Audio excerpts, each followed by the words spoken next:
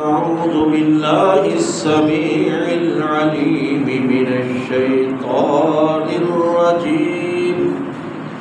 بسم الله الرحمن الرحيم. يا أيها الذين آمنوا أطيعوا الله وأطيعوا الرسول وأولي الأمر منكم فإن تنازعتم في شيء فردوه إلى الله والرسول إن كنتم تؤمنون بالله واليوم الآخر ذلك خير وأحسن تأويلا. صدق الله العظيم وصدق رسوله النبي الكريم.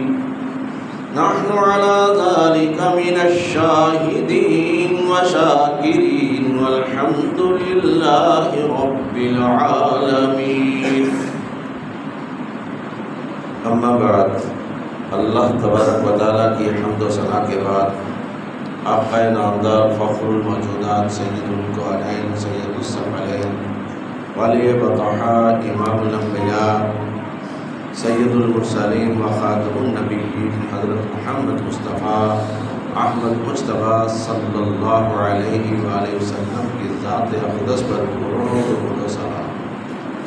حاضرین و سامعین، بزرگواران و برادران اور انتہائی قابل احترام اور بہنوں، آج کا خطبہ ماہ رمضان کی آمد کے استقبال میں کہ ماہ رمضان کے اندر ہم لوگوں نے زندگی کیسے گزارنا ہے، نبی اقدس صلی اللہ علیہ وسلم نے زندگی کیسے گزاری، یہ انشاءاللہ الرحمن ترتیب سے بات چلیں گے. تو آج ہم نے دیکھنا ہے کہ نبی صلی اللہ علیہ وسلم کی ذات اقدس جو ہے اس کی اتباع اطاعت ضروری کیوں ہے. اللہ تبارک و تعالیٰ نے جہاں اپنے اطاعت فرمانبرداری کا حکم دیا، وہاں ساتھ ہی اپنے رسول کی فرمانبرداری کا حکم دیا. اصل میں اللہ تبارک و تعالیٰ اپنا عام آسان فہم میں معاون ان تنصروا اللہ ینصرکم، کہ تم اللہ کی مدد کرو اللہ تمہاری مدد کرے گا. اور نبی کو جو بھیجا جاتا ہے ما کنا نبعث رسول اللہ، کہ اللہ کے رسول بھیجتا ہے نبی کو، ما کنا معذبین حتی نبعث رسولا، کہ جب کسی قوم پر عذاب نازل کر دیا جاتا ہے تو عذاب لانے سے پہلے اللہ اپنے نبی مبعوث فرماتا ہے. یہ ایک قانون ہے رب تعالیٰ کا. تو نبی کو مبعوث اس لیے کیا جاتا ہے کہ وما ارسلنا من رسول الا لیطاع باذن اللہ، کہ ہم رسول بھیجتے ہی اس مقصد کے لیے ہیں کہ اللہ کے حکم پر اس کی فرمانبرداری کی جائے. من یطیع الرسول فقد اطاع اللہ، جس نے رسول کی فرمانبرداری کی گویا اس نے اللہ کی فرمانبرداری کی. اب سمجھنا یہ ہے کہ فرمانبرداری کو لفظ اطاعت سے منسوب کیا. دوسرا لفظ اتباع.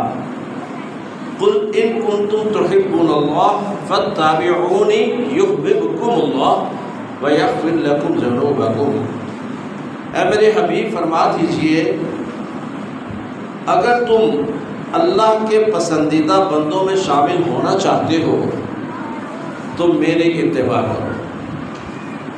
یعنی کہ لوگوں کو فرما دو کہ اگر اللہ کے محبوب بندوں میں اپنا شمار کروانا چاہتے ہو تو فاتبعونی، میری پیروی کرو. اگر پیروی کرو گے تو اللہ تم اپنے پسندیدہ بندوں میں شامل کر لے گا اور تمہارے تمام سابقہ گناہ معاف کر دے گا، کوتاہیاں کمیاں صاف کر دے گا، معاف کر دے گا. اب نبی اقدس صلی اللہ علیہ وسلم دین حق لے کر تشریف لائے، اللہ نے وقتاً فوقتاً رہنمائی کی، وحی کے ذریعے، قرآن کے ذریعے۔ جس چیز کی ہمیں ضرورت پڑتی رہی اللہ وحی نازل کر دیتا۔ بہت سی مسائل قرآن میں موجود ہیں، مثلا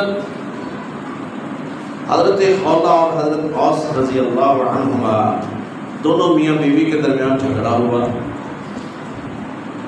خاوند نے اپنی بیوی کو ماں بہن سے تشبیہ دے دی، جس کو زہار کہا جاتا ہے، ضعیف العمری ہے، بڑھاپے کا عالم ہے۔ حضرت خولہ نبی صلی اللہ علیہ وسلم کے پاس پہنچی، یا رسول اللہ صلی اللہ علیہ وسلم اب کیا بنے گا؟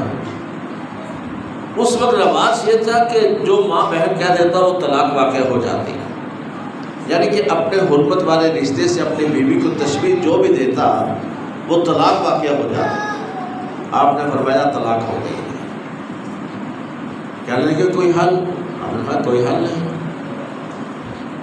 وہ بیچاری رونا شروع کر دیا، یا رسول اللہ صلی اللہ علیہ وسلم بڑھاپے کے عالم میں کہاں دھکے کھاؤ گی، اور کہاں وہ بیچارہ دھکے کھاتا پھرے گا بوڑھا، نہ اس کا کوئی والی وارث نہ میرا کوئی والی وارث، جہاں جا کے ہم جائے پناہ ہمارے پکڑے، یہ کیا بنے گا؟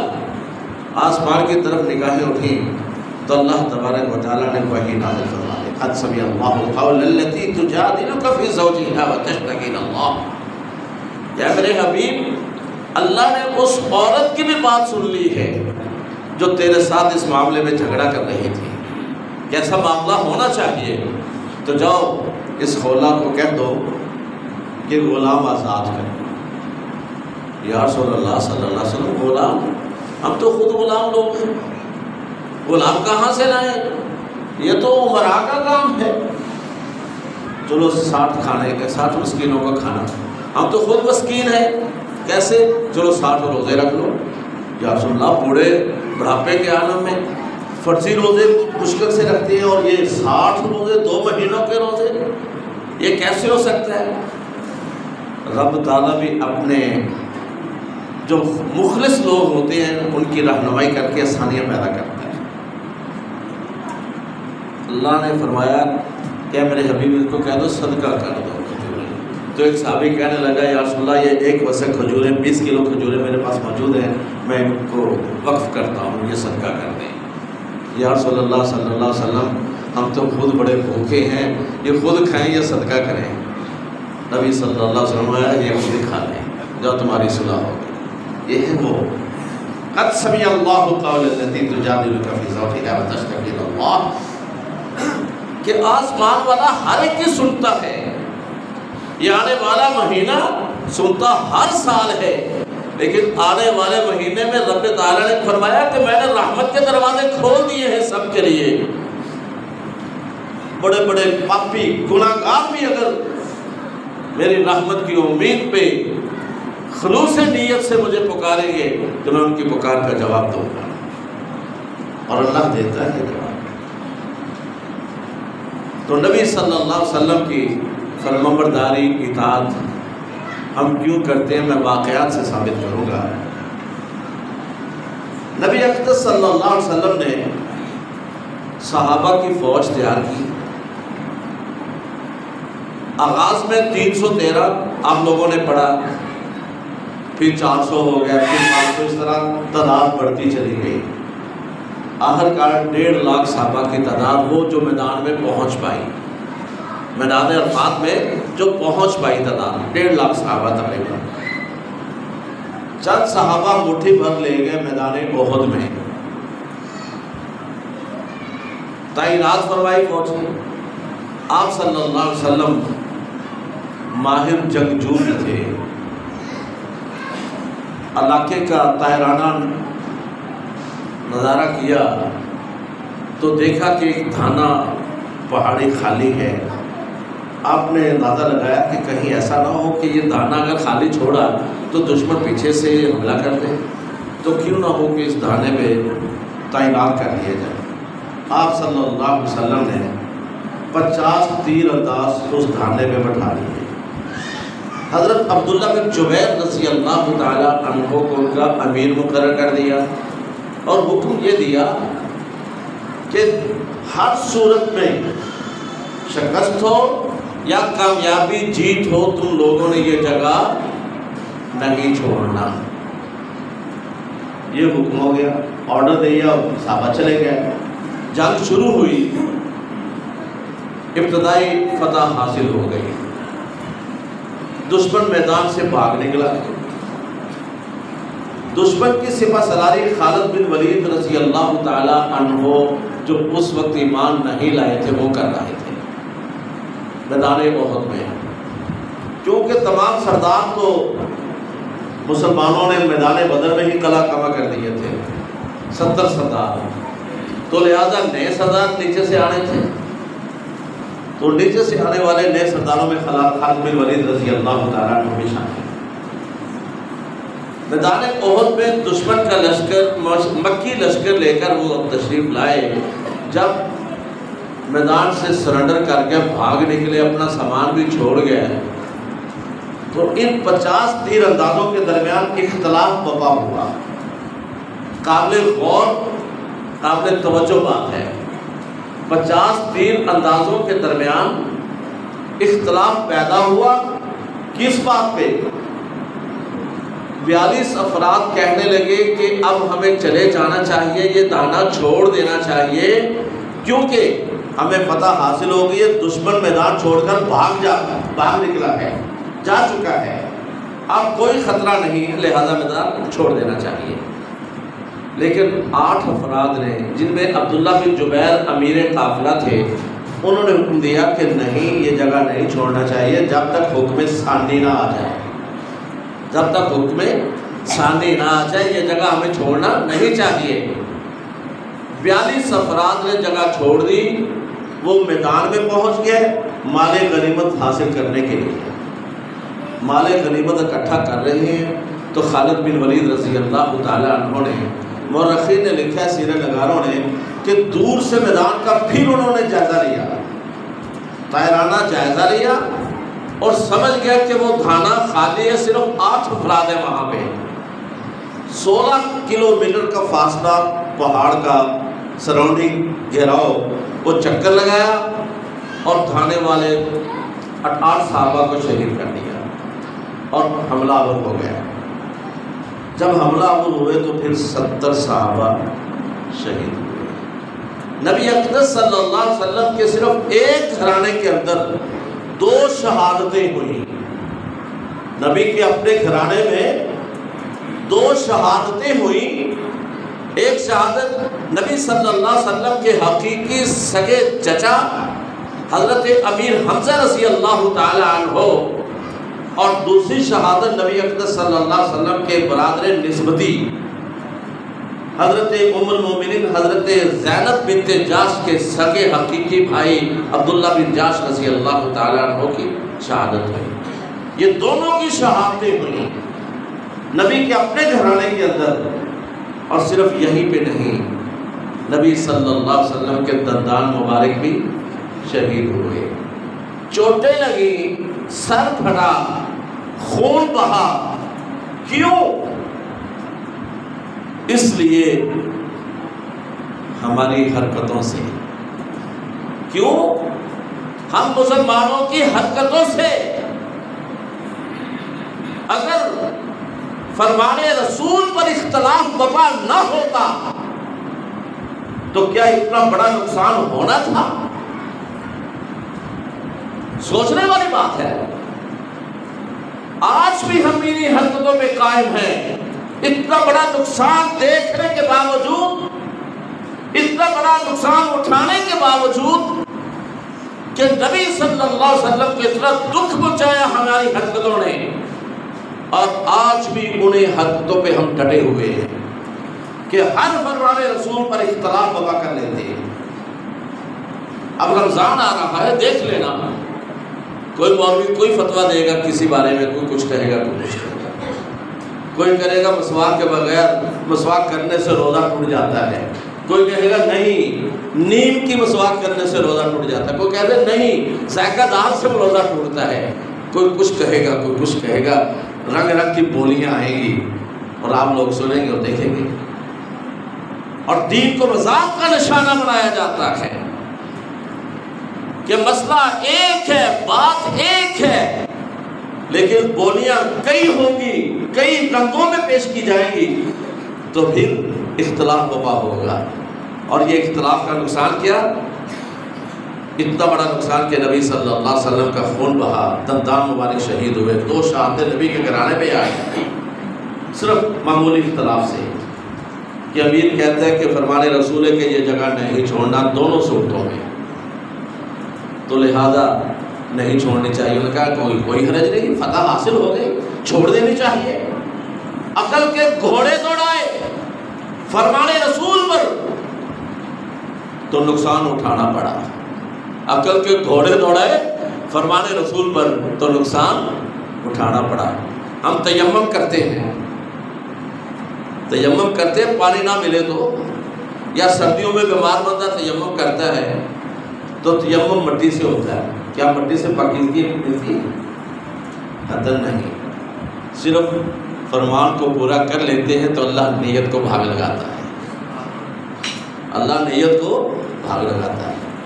مسح کرتے ہیں پاؤں پہ، کرتے ہیں نا، کبھی جرابیں پہنی ہوں یا موزے، مسح کرتے ہیں۔ حضرت علی رضی اللہ تعالیٰ عنہ فرماتے ہیں کہ اگر دین کی بنیاد عقل پہ ہوتی تو مسح اوپر کی بجائے پاؤں کے نیچے ہوتا ہے۔ کیوں؟ تلوے زمین پہ لگتے ہیں، مٹی پہ لگتے ہیں، پاؤں کے تلوے مٹی پہ لگتے ہیں۔ اگر دین کی بنیاد عقل کے بل بوتے پہ ہوتی تو پھر مسح اوپر کی بجائے، پاؤں کے اوپر کی بجائے پاؤں کے نیچے ہونا چاہیے تھا، لیکن ہم مسح اوپر کرتے ہیں۔ کیوں؟ فرمان رسول صلی اللہ علیہ وسلم ہے، عمل رسول ہے، اس لیے اوپر کیا جاتا ہے۔ حضرت عمر رضی اللہ تعالی عنہ، ان کے ہاتھ ایک ٹکڑا لگا تورات کا، تو انہوں نے پڑھنا شروع کر دیا، نبی صلی اللہ علیہ وسلم کی نگاہ پڑ گئی، آپ صلی اللہ علیہ وسلم کا رنگ مبارک سرخ ہو گیا غصے سے۔ حضرت ابوبکر صدیق رضی اللہ تعالیٰ عنہ یار غار بھانپ گئے کہ نبی صلی اللہ علیہ وسلم غصے کے عالم میں۔ حضرت عمر رضی اللہ تعالیٰ عنہ کو جا کے کہتے وَإِلَّكَ يَا عُمَرْ، اے عمر ہلاکت ہو تجھ پر، انظر الی وجہ رسول صلی اللہ علیہ وسلم، نبی صلی اللہ علیہ وسلم کے چہرے کی طرف دیکھ۔ حضرت عمر رضی اللہ تعالیٰ عنہ جب چہرے کی طرف دیکھا تو سرخ غصے سے فوراً اٹھے، یا رسول اللہ صلی اللہ علیہ وسلم آپ ناراض ہیں؟ آپ نے فرمایا عمر لو کان موسیٰ حیا ما وسعہ الا اتباعی، آج اگر موسیٰ اس تورات کے صاحب تورات موسیٰ بھی زندہ ہو کر آ جائے، مجھ محمد کی پیروی کے علاوہ کوئی چارہ نہیں ہوگا، مجھ محمد کی پیروی کے علاوہ کوئی چارہ نہیں ہوگا، انہیں بھی میری پیروی کرنا ہوگی، میری فرمانبرداری کرنا ہوگی۔ صلح حدیبیہ کا موقع تھا، 1400 صحابہ، صلح حدیبیہ میں 1400 صحابہ تھے نبی صلی اللہ علیہ وسلم کے ہمراہ، وہاں ٹھہرے، معاہدہ ہوا، معاہدے کی شرط کیا ہے؟ اس دفعہ مسلمان واپس چلے جائیں گے، اگلے سال خالی ہاتھ آئیں گے، کچھ ساتھ نہیں لائیں گے، لڑنے والی تلوار شلوار نہیں ہوگی، اسلحہ نہیں ہوگا، اور جو ہمارا باقی ہو کر مدینہ جائے گا وہ مسلمان دینے کے واپس کرنے کے پابند ہوں گے، اور جو مسلمانوں کا ہماری طرف آئے گا ہم دینے کے پابند نہیں ہوں گے۔ کتنی ون سائیڈ ہے ظاہری طور پر، یہ شرائط ون سائیڈ ہیں، ظاہراً دیکھا جائے تو لو جی 400 میل کا سفر طے کر کے آئے اور بغیر عمرہ ادا کیے واپس چلے جائیں، یہ کیسے ممکن ہے؟ حضرت عمر رضی اللہ تعالیٰ عنہ جری دلیر بہادر کہنے لگے یا رسول اللہ صلی اللہ علیہ وسلم واپس جائے. یہ توہین محسوس ہوتی ہے کہ جس مقصد کے لیے اتنا سفر طے کر کے آئے اور پھر وہ غیر مقصد حاصل کیے واپس چلا جائے. ایسا نہیں ہو سکتا. کہنے لگے السنا علی الحق، کیا ہم حق پر نہیں ہیں؟ اتنی کمزور شرائط یا رسول اللہ صلی اللہ علیہ وسلم. آپ نے فرمایا عمر تم نہیں سمجھتے، تم نہیں سمجھتے. مجھے بتاؤ 1400 صحابہ تھے. روایت آتی ہے کہ سبھی کے سبھی صحابی پریشان. ان شرائط پہ کسی صحابی نے بھی خوش دلی کا اظہار نہیں کیا. سبھی سوالوں جواب میں تذبذب کا شکار ہے کہ کیا ہم حق پر نہیں ہیں؟ ہمارے مرنے والے جانے والے شہداء جنت میں نہیں ہیں؟ سبھی کے یہی سوال. باب العلم جنہیں کہا جاتا ہے کون ہے؟ حضرت علی رضی اللہ تعالی. ان کی بھی عقل سے دور شرائط، صدیق اکبر کی بھی عقل سے دور، عمر فاروق، طلحہ، زبیر، تمام صحابہ 1400 صحابہ کی سوچ فرمان رسول کی سوچ تک نہیں پہنچ پا رہی. نبی صلی اللہ علیہ وسلم کی بصیرت، آپ کی فراست، آپ کی دور اندیشی تک 1400 صحابہ بے بس ہیں کہ یہ کیا شرائط ہے، سمجھ سے بالا ہے. آخر وہی دن آیا کہ وہ مکہ والے خود آئے کہ یا صلی اللہ علیہ وسلم یہ ساری شرائط کینسل کر دیں، ہمیں نہیں منظور. آپ نے عمر کو بلایا، عمر یہ کیا کہہ رہا ہے کہ شرائط فلاں فلاں سکے نکال دیں کہ جو ہمارا ادھر آئے گا وہ واپس لینے کے پابند ہوں گے اور جو ہمارا ادھر جائے گا ہم لینے کے پابند نہیں ہوں گے. کہتے شرائط نکال دو. کیوں؟ آپ نے فرمایا عمر اس کی وجہ یہ تھی جو ادھر سے آئے گا ہمارا بن کر وہ لینے آئیں گے تو ہم واپس دے دیں گے. کیوں؟ وہ وہاں رہ کر جو کام کرے گا ہم یہاں بیٹھے کام نہیں کر سکتے. دعوت و تبلیغ کا کام اس کو دیکھ کر اور مسلمان ہوں گے، وہ لوگوں کی موٹیویشن کا سبب بنے گا. اور جو ہمیں چھوڑ کر گیا اس گندے کو ہم نے لینا ہی کیوں ہے؟ جو ہمیں چھوڑ گیا اس گندے کو لینے کی ضرورت ہی کیا ہے؟ اس لیے جو ہمیں چھوڑ گیا ہم اسے واپس نہیں لیں گے. یہ دور اندیشی تھی. اب سوال یہ ہے 1400 صحابہ کی عقل، فہم، سوچ، بصیرت، دور اندیشی، فراست نبی تک نہیں پہنچ پاتی.